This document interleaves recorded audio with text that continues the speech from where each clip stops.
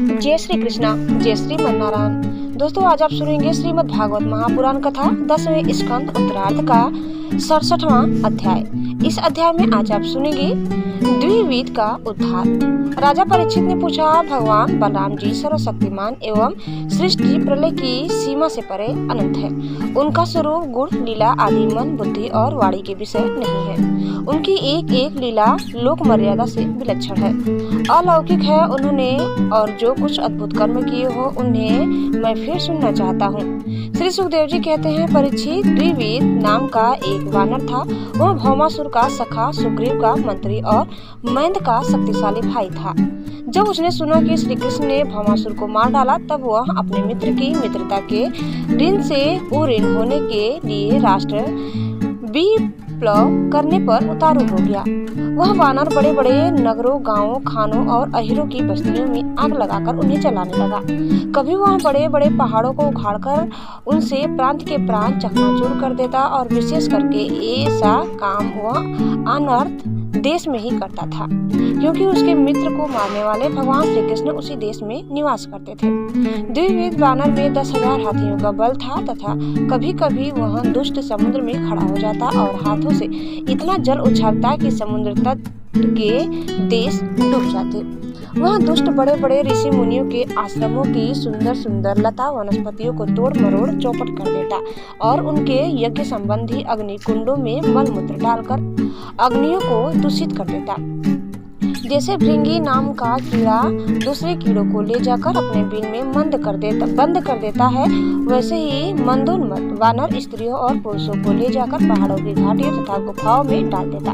फिर बाहर से बड़ी बड़ी चट्टानें रखकर उनका मुख बंद कर देता। इस प्रकार वह देशवासियों का तो तिरस्कार करता ही कुलीन स्त्रियों को भी दूषित कर देता था। एक दिन वह दुष्ट सुललित संगीत सुनकर रैवत तक पर्वत पर गया। वहां उसने देखा कि यदुवंशी शिरोमणि बलराम जी सुंदर सुंदर युवतियों के झुंड में विराजमान है। उनका एक एक अंग अत्यंत सुंदर और दर्शनीय है और वक्ष स्थल पर कमलों की माला लटक रही है।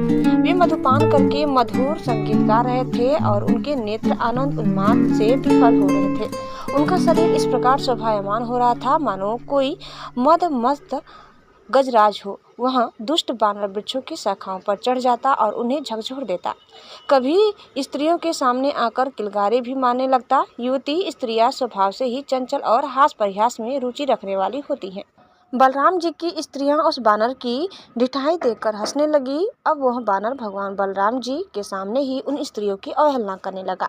वह उन्हें कभी अपनी गोदा दिखाता तो कभी भौहें मटकाता, फिर कभी कभी गरज तरज कर मुंह बनाता, घुड़कता। वीर शिरोमणि बलराम जी उसकी यह चेष्टा देखकर क्रोधित हो गए। उन्होंने उस पर पत्थर का एक टुकड़ा फेंका, किंतु द्विविध ने उससे अपने को बचा लिया और झपट कर मधु कलश उठा लिया तथा बलराम जी की अवहेलना करने लगा। उस धूर्त ने मधु कलश को तोड़ फोड़ ही डाला, स्त्रियों के वस्त्र फाड़ डाले और अब वह दुष्ट हंस हंसकर बलराम जी को क्रोधित करने लगा। परीक्षित जब इस प्रकार बलवान और मदोन्मत्त द्विविध बलराम जी को नीचा दिखाने तथा उनका घोर तिरस्कार करने लगा, तब उन्होंने ढिठाई देखकर और उनके द्वारा सताए हुए देशों की दुर्दशा पर विचार करके उस शत्रु को मार डालने की इच्छा से क्रोधपूर्वक अपना हल मूसल उठाया। द्विविध भी बड़ा बलवान था। उसने अपने एक ही हाथ से साल का पेड़ उखाड़ लिया और बड़े वेग से दौड़कर बलराम जी के सिर पर उसे दे मारा।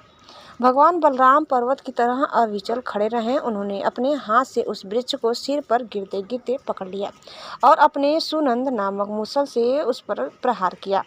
मूसल लगने से द्विविध का मस्तक फट गया और उससे खून की धारा बहने लगी। उस समय उसकी ऐसी शोभा हुई मानो किसी पर्वत से गेरू का सोता बह रहा हो। परंतु द्विविध ने अपने सिर फटने की कोई परवाह नहीं की।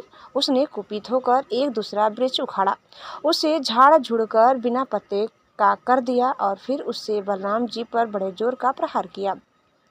बलराम जी ने उस वृक्ष के सैकड़ों टुकड़े कर दिए। इसके बाद द्विविध ने बड़े क्रोध से दूसरा वृक्ष चलाया, परंतु भगवान बलराम जी ने उसे भी शतधा छिन्न भिन्न कर दिया। इस प्रकार वह उनसे युद्ध करता रहा। एक वृक्ष के टूट जाने पर दूसरा वृक्ष उखाड़ता और उससे प्रहार करने की चेष्टा करता। इस तरह सब ओर से वृक्ष उखाड़ उखाड़ कर लड़ते लड़ते उसने सारे वन को ही वृक्षहीन कर दिया। वृक्ष न रहे तब द्विविद का क्रोध और भी बढ़ गया तथा वह बहुत चिढ़कर बलराम जी के ऊपर बड़ी बड़ी चट्टानों की वर्षा करने लगा। परंतु भगवान बलराम जी ने अपने मूसल से उन सभी चट्टानों को खेल खेल में ही चकनाचूर कर दिया।